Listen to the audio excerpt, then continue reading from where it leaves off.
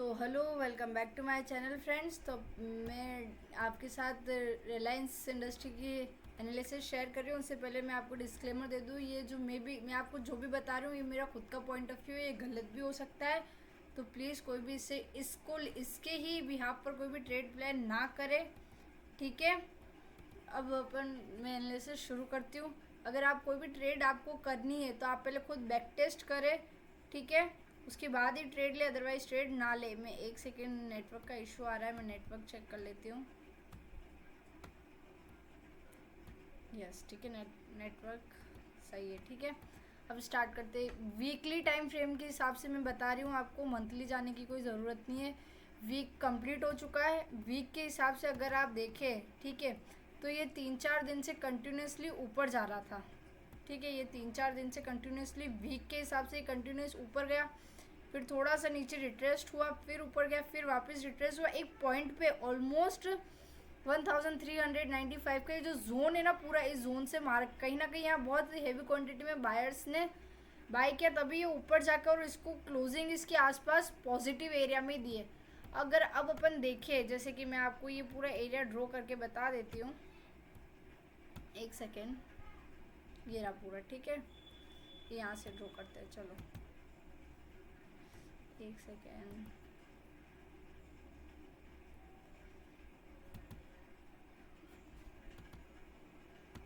मेरे लैपटॉप में थोड़ा इशू आ रहा है, उसके लिए सॉरी, ठीक है। ये जो पूरा एरिया, ये पूरा एरिया बहुत इंपॉर्टेंट है, तभी यहाँ से प्राइस उठा भी और गिरा भी है, ठीक है। मतलब इस एरिया को रिस्पेक्ट मिली है। यहाँ बहुत हेवी क्वांटिटी में बायर्स है और अभी अपन इसको बुलिश ही मानेंगे, इस पूरे प्राइस को, इस वे को, ठीक है। वीकली टाइम फ्रेम के हिसाब से एक नेगेटिव कैंडल बनाना चाहिए सेलर्स ने, बट बन नहीं पाई, और as it is positive area में ही अभी तक मार्केट स्टे कर रहा है, ठीक है। अब अपन चलते हैं डेली टाइम फ्रेम में। डेली टाइम फ्रेम में जो अपन ने वीकली के हिसाब से जो लेवल्स बनाए ना, वो लेवल्स कितने प्यारी तरीके से काम किए, ये आप ये जो लेवल बनाया अपन ने, वो ये पूरा एरिया कितने अच्छी तरीके से काम किया, ये आप खुद देख सकते हो। ये देखो, ये कितने अच्छी तरीके से एरिया काम किया, और एग्जैक्ट यहाँ जो एक लाइन देखेंगे ना अपन, यहाँ पे भी मार्केट कहीं ना कहीं स्टे कर रहा है, ठीक है। 1464 पे भी मार्केट ने रेस्पेक्ट दिया है बहुत बार, और बैक में भी आप देख सकते हो, ठीक है। अब डेली टाइम फ्रेम के अकॉर्डिंग मार्केट बुलिश है, ठीक है, मार्केट बुलिश में काम किया है, ठीक है। ये देखो आप, ये मार्केट वो ये पहले डाउन नीचे आ रहा था, ठीक है। अगर ये तोड़ता तो ये एक एम पैटर्न के थ्रू ये नीचे आ सकता था, बट मार्केट ने ये इसी एरिया के थ्रू ऊपर लेके गया। तो प्लान बहुत सिंपल है। अगर कल मार्केट फ्लैट खुलता है, ठीक है, फ्लैट खुल करके अगर कोई प्राइस एक्शन के अकॉर्डिंग ऊपर जाता है, तो मैं टारगेट यहाँ तक रखूँगी, ऑलमोस्ट 1464 तक। ये मेरा खुद का प्लान है, ये गलत भी हो सकता है, मैं आपको बार बार बोल रही हूँ, ठीक है।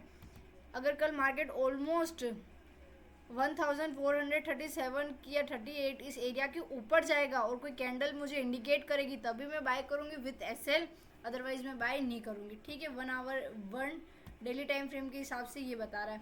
अगर अपन 1 आवर टाइम फ्रेम देखें, 1 आवर टाइम फ्रेम में ये भी एक रेंज में ही है, ठीक है।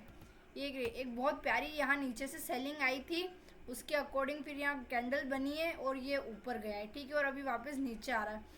तो प्राइस को आप पहले प्राइस को समझो। तो सेलिंग अपन तभी करेंगे जब तक अपन को कंफर्म ना हो जाए किसी कैंडल के थ्रू, या ऑलमोस्ट ये 1412 के नीचे 1412 के नीचे नहीं आ जाता, तब तक अपन सेलिंग के लिए प्लान इसमें रिलायंस में नहीं करेंगे, वरना अपन ये ओवरऑल इसका व्यू अपन को पॉजिटिव ही लग रहा है बाय साइड के लिए। और बाय साइड के लिए मैंने आपको बता दिया था कि मैं इसको बाय कहाँ करूँगी, जब तक ये ऑलमोस्ट 307 या ऑलमोस्ट 1437 या 38 का लेवल नहीं तोड़ देता, तब तक मैं इसको बाय नहीं करूँगी। और बाय करूँगी तब भी मैं कैंडल्स को देखूँगी और विथ एसएल में बाय करूँगी। और टारगेट मैंने आपको स्टार्टिंग में बता दिया था, और सेलिंग के लिए भी टारगेट मैं आपको बता दिया है, ठीक है फ्रेंड्स। ये 15 मिनट में ये चार्ट इस तरह दिख रहा है, ठीक है। आई होप आपको ये वीडियो समझ आई हो, आपको अच्छी लगी हो। अभी के लिए बस इतना ही। थैंक यू फ्रेंड्स, आज के लिए।